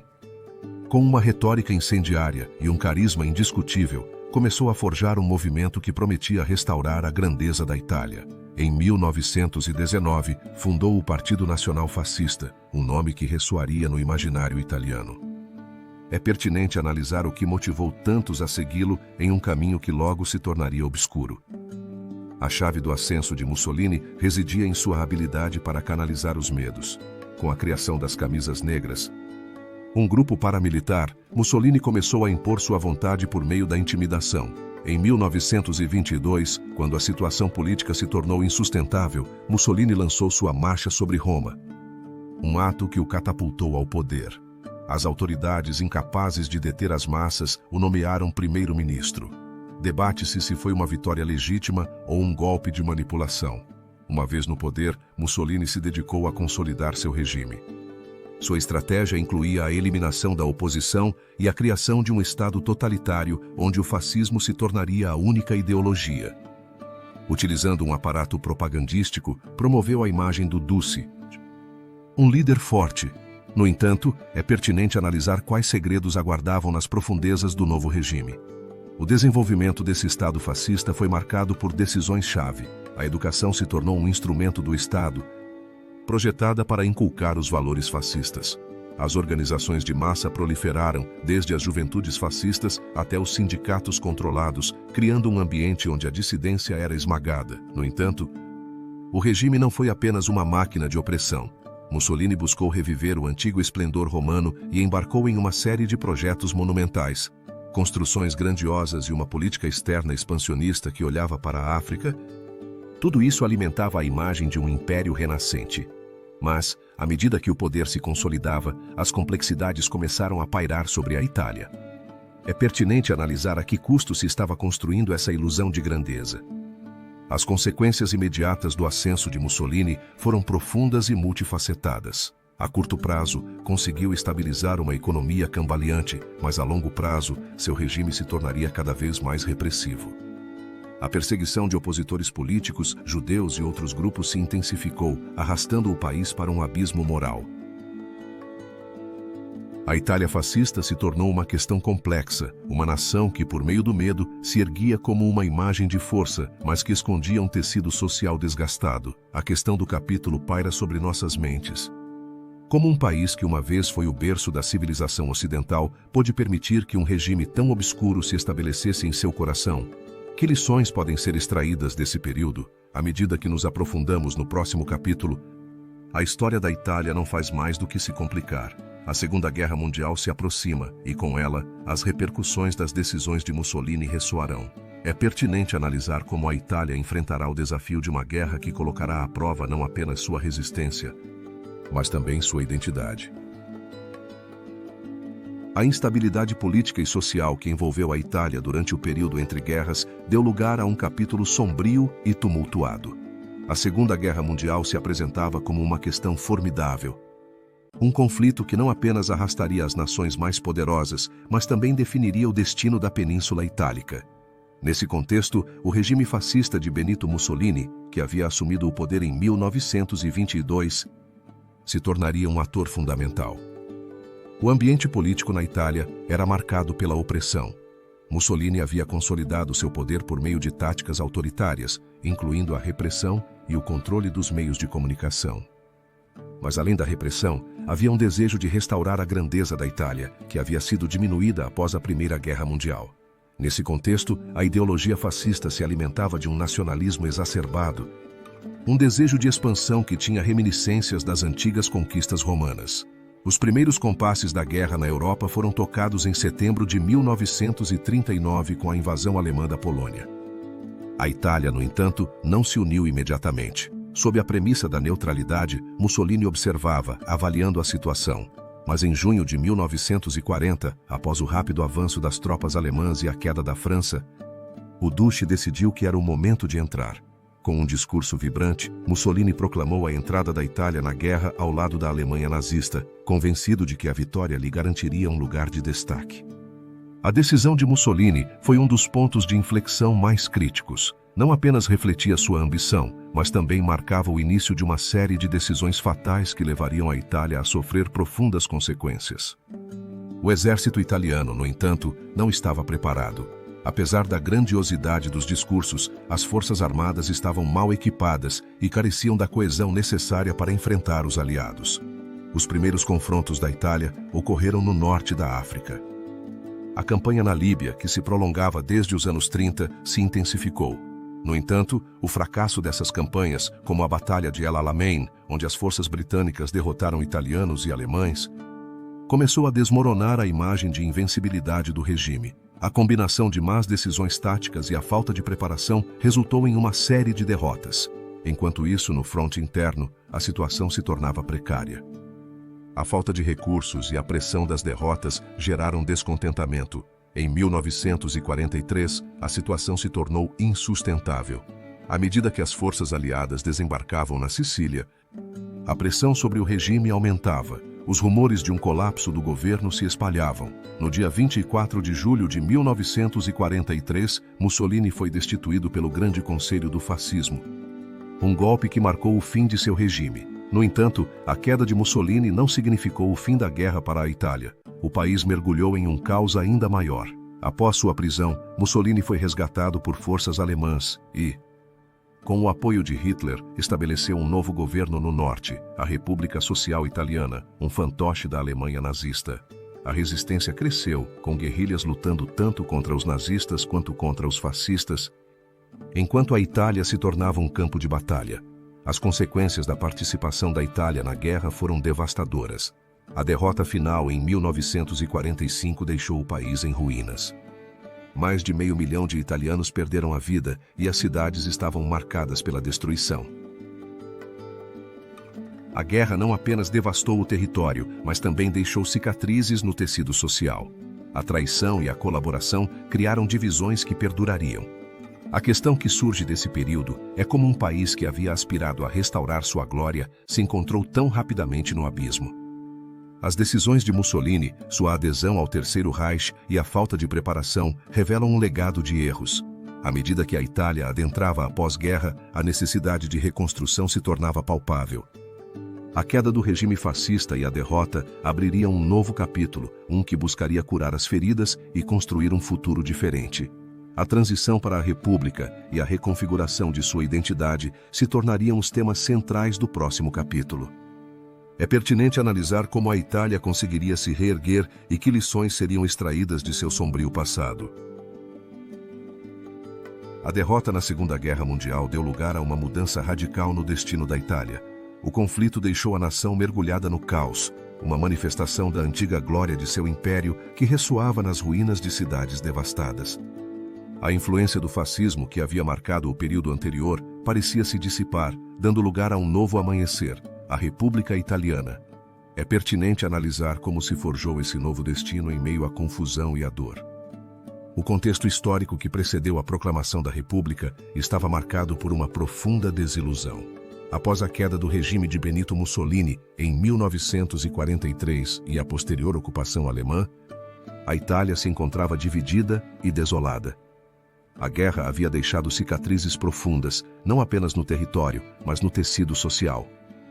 As forças aliadas, ao desembarcarem no sul da Itália, trouxeram consigo a esperança de uma nova era. Mas também a questão de qual forma de governo sucederia ao regime ditatorial. Os líderes políticos que emergiram nesse ambiente foram figuras-chave. Entre eles, o antigo antifascista Alcide De Gasperi se tornou uma figura central. Como primeiro-ministro no governo provisório, De Gasperi representava uma mistura de pragmatismo e visão. Sua habilidade para navegar as águas turbulentas da política italiana, em um momento em que a confiança estava por baixo, seria crucial. Junto a ele, a figura de Palmiro Togliatti, líder do Partido Comunista, também desempenharia um papel determinante, embora seus ideais e os de De Gasperi muitas vezes colidissem. As decisões que tomaram esses líderes foram decisivas. Enquanto De Gasperi defendia um governo democrático e a integração da Itália na Europa, Togliatti propunha uma revolução social. Essa tensão ideológica levantou questionamentos sobre o futuro do país. E a população, ansiosa por paz, se encontrava em uma encruzilhada. No dia 2 de junho de 1946, um evento transcendental ocorreu, um referendo que permitiria aos cidadãos decidir entre a monarquia e a república. Foi um momento de esperança e incerteza. As urnas se tornaram o cenário onde o povo expressaria seu desejo por um futuro diferente. A participação foi massiva e o resultado foi claro. 54,3% dos eleitores optaram pela República, pondo fim à monarquia dos Saboia. A proclamação da República Italiana não apenas selou o destino político, mas também simbolizou uma ruptura com o passado.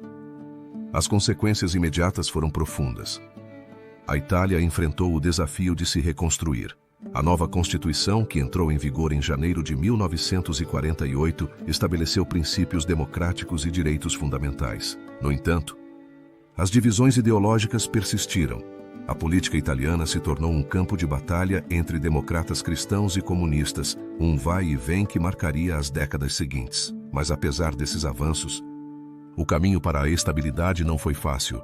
Em um país que havia experimentado o autoritarismo, a pergunta que pairava no ar era se a Itália poderia realmente encontrar a paz e a coesão. A questão da República Italiana residia precisamente em sua capacidade de integrar uma sociedade fragmentada. Assim, enquanto uma nova era começava a ressoar em Roma, surgia a interrogação de como essa nova ordem se sustentaria. A República Italiana havia nascido, mas seu futuro era um tema ainda por desvendar. É pertinente analisar se a Itália poderia se tornar um centro de estabilidade em um continente marcado pelas cicatrizes da guerra. Com o olhar voltado para a reconstrução, o próximo capítulo se concentraria no milagre econômico que se seguiria a esse renascimento político. A transformação do país seria um testemunho de sua resiliência, mas também um lembrete de que as sequelas do passado nunca desaparecem.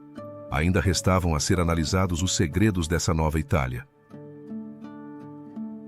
A proclama da República se transformou em uma oportunidade inesperada. Em meio às ruínas da Segunda Guerra Mundial, a Itália se encontrava em um estado de desolação.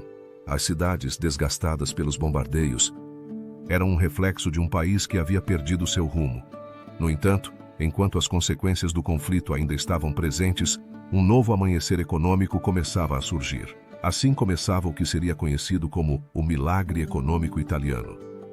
Um fenômeno que não apenas redefiniria a economia da Itália, mas também mudaria seu lugar no cenário mundial. O contexto histórico desse renascimento é crucial. Nos anos posteriores à guerra, a Itália enfrentava um panorama sombrio. A economia estava devastada e a população traumatizada. A fome e a pobreza eram constantes. No entanto, em meio a tal adversidade, vislumbravam-se as primeiras sementes de recuperação. A implementação do Plano Marshall em 1948. Um programa de ajuda econômica dos Estados Unidos tornou-se o primeiro catalisador. Este plano não apenas injetou capital, mas também ajudou a modernizar a indústria e a fomentar a cooperação europeia. À medida que os anos 50 avançavam, figuras-chave emergiram. Alcide de Gasperi, primeiro-ministro entre 1945 e 1953, foi fundamental. Sua visão de uma Itália moderna e próspera, ancorada na democracia, permitiu um ambiente favorável para o crescimento. Sob sua liderança, a Itália se uniu à Comunidade Europeia do Carvão e do Aço em 1951, um passo crucial. É pertinente analisar quem foram os verdadeiros artífices desse milagre.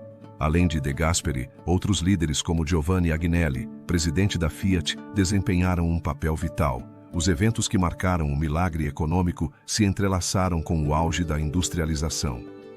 A produção de bens de consumo começou a florescer. As fábricas que haviam estado fechadas reabriram. A indústria automobilística liderada pela Fiat tornou-se um símbolo desse renascimento.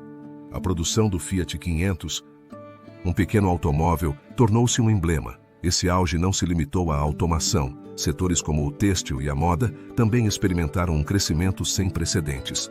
O impacto desses eventos foi imediato. À medida que a economia disparava, a classe média começou a emergir. A urbanização, impulsionada pela migração do campo para as cidades, transformou a paisagem social. As cidades começaram a se expandir. E com elas, uma nova forma de vida. No entanto, essa rápida modernização também trouxe desafios. A industrialização gerou problemas ambientais e tensões trabalhistas. Debate-se se esse crescimento era sustentável ou uma ilusão momentânea. À medida que o milagre econômico alcançava seu apogeu no final dos anos 60, a Itália se posicionava como a sétima economia mundial. No entanto, a questão que envolve esse período reside nas razões por trás desse sucesso. Debate-se se foi o resultado da ajuda externa e da vontade política ou se havia algo mais nas profundezas da sociedade italiana. As tensões sociais, silenciadas pelo crescimento, começaram a aflorar, sugerindo que o passado ainda poderia ameaçar o futuro. Assim, enquanto o país celebrava seu novo status, também se preparava para enfrentar os desafios que viriam. A prosperidade econômica trouxe uma complexa rede de problemas que se manifestariam nos anos seguintes. A pergunta que fica é como um país que ressurge das cinzas da guerra pode, ao mesmo tempo, estar à beira de uma crise social. À medida que nos dirigimos ao próximo capítulo, nos aprofundaremos nos anos de chumbo, um período que marcaria uma bifurcação crítica. A violência política e o terrorismo se tornariam uma ameaça, desafiando o legado do milagre econômico e colocando à prova a resiliência de uma nação em transformação. O milagre econômico foi uma época de mudança e transformação, uma era que ressoava com as repercussões de uma Itália unificada, mas ainda frágil. À medida que o crescimento econômico transbordava pelas ruas, uma sombra escura começava a se estender sobre a península. Os anos de chumbo, como seriam conhecidos mais tarde, marcaram as décadas de 1970 e 1980 com um estigma de violência e terror. Neste capítulo, nos aprofundaremos nesse período tumultuado, onde a luta política se tornou uma questão de balas e bombas, deixando uma marca indelével na psique coletiva. O contexto histórico que cercava a Itália estava impregnado de tumulto. As promessas de crescimento econômico eram ofuscadas por um descontentamento social crescente. A industrialização, que havia trazido riqueza, também havia acentuado as desigualdades. O surgimento de movimentos de esquerda radicais se tornou uma manifestação da frustração daqueles que se sentiam marginalizados. Em um ambiente onde as ideologias políticas colidiam, a luta pelo poder se intensificou. Entre os atores-chave dessa época estavam grupos como as Brigadas Vermelhas, que se levantaram em resposta ao que percebiam como um sistema opressor. Formadas em 1970, essas organizações armadas buscavam promover uma mudança radical por meio da violência. Ao mesmo tempo, o Estado italiano, liderado por figuras como o primeiro-ministro Aldo Moro, enfrentava o desafio de conter esse ressurgimento violento. As decisões tomadas por esses líderes desempenhariam um papel crucial. Os eventos que marcariam os anos de chumbo começaram a tomar forma em 1969, com a explosão de uma bomba na Piazza Fontana em Milão, um ataque que deixou 17 mortos. Este ato de terrorismo foi inicialmente atribuído à extrema-esquerda, mas logo se revelaria que havia um jogo mais complexo de intrigas. À medida que os anos avançavam, a violência se intensificou. A década de 1970 foi testemunha de sequestros e assassinatos que semearam o medo. Em 1978, o desaparecimento e assassinato de Aldo Moro, que havia tentado um aproximamento entre o Partido Comunista e o governo, se tornou um ponto culminante. As Brigadas Vermelhas mantiveram Moro cativo durante 55 dias e sua execução, um ato brutal, marcou uma virada decisiva. Os anos de chumbo não afetaram apenas os líderes, mas arrastaram toda a sociedade em um turbilhão de violência. Os cidadãos se tornaram reféns de uma guerra não declarada. A resposta do governo, muitas vezes repressiva, gerou um ciclo vicioso de represálias. A década de 1980 trouxe uma intensificação dos ataques, agora não apenas das Brigadas Vermelhas, mas também da extrema-direita, como o grupo neofascista NAR, que buscava desestabilizar ainda mais a ordem. As consequências imediatas foram devastadoras. A confiança da população em suas instituições se erodiu. A economia, embora em crescimento, foi afetada pela instabilidade. As imagens de violência se tornaram parte da paisagem urbana e o legado dos anos de chumbo se tornaria um capítulo sombrio. No entanto, a questão que persiste na memória coletiva é o que realmente provocou essa onda de violência. Debate-se se foi o resultado de um conflito ideológico inevitável ou uma manipulação calculada. As respostas a essas perguntas continuam sendo discutidas. É pertinente analisar quais segredos aguardavam nesta história tumultuada. Os anos de chumbo deixaram um legado de trauma, mas também despertaram um senso de resistência que impulsionou a sociedade civil a lutar por uma mudança. Na próxima etapa, exploraremos como esse período sombrio se transformou em um chamado à renovação. Uma busca por justiça que marcaria o rumo do país no século XXI. É pertinente analisar se a adversidade pode ter semeado as sementes do futuro e quais caminhos se abririam em uma Itália que busca curar. A resposta nos levará ao próximo capítulo. As repercussões das épocas passadas ressoam nas ruas da Itália, um país onde o passado e o presente coexistem. Após séculos de história tumultuada, a Itália adentra o século XXI enfrentando uma questão contemporânea. Como pode um legado tão vasto se adaptar aos desafios de um mundo em rápida transformação?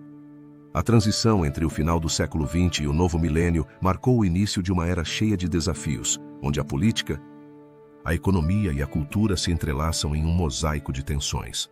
O contexto político da Itália neste século está enraizado em uma história de instabilidade. A República Italiana, estabelecida após a Segunda Guerra Mundial, percorreu um caminho repleto de crises. No limiar do novo século, a Itália enfrenta um sistema político fragmentado. A corrupção e a desconfiança em relação às instituições alimentaram o descontentamento.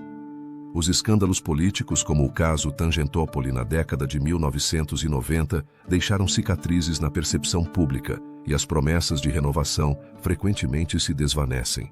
Entre os atores-chave que moldaram a política italiana está Silvio Berlusconi, uma figura controversa que se tornou um símbolo do poder político e empresarial. Sua ascensão e queda foram objeto de estudo. As decisões que tomou, desde a privatização até a implementação de políticas de austeridade, deixaram uma marca indelével. Debate-se se sua influência foi o catalisador da mudança que a Itália precisava ou um reflexo de uma sociedade que buscava respostas em uma liderança carismática. O desenvolvimento dos eventos no século XXI foi marcado pela crise da dívida soberana europeia, que atingiu a Itália. A recessão econômica, que começou em 2008, provocou um aumento no desemprego e um descontentamento generalizado. Nesse contexto, o Movimento 5 Estrelas, liderado por figuras como Beppe Grillo, emergiu como uma voz de protesto. A chegada de Matteo Salvini e seu partido, a Liga, acrescentou uma nova dimensão, canalizando o medo em relação à imigração e à globalização. Assim, a Itália se torna um microcosmo das tensões que abalam a Europa, onde o populismo desafia as bases da democracia. As consequências imediatas desses acontecimentos foram profundas. A polarização política gerou um ambiente de confrontação.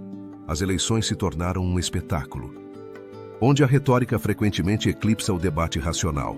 É pertinente analisar como uma nação com um legado tão rico pode encontrar a unidade. A economia italiana enfrenta um conjunto de desafios complexos. Apesar de ser a terceira economia da zona do euro, tem lutado para manter um crescimento sustentável. A elevada dívida pública e a baixa produtividade representam uma ameaça.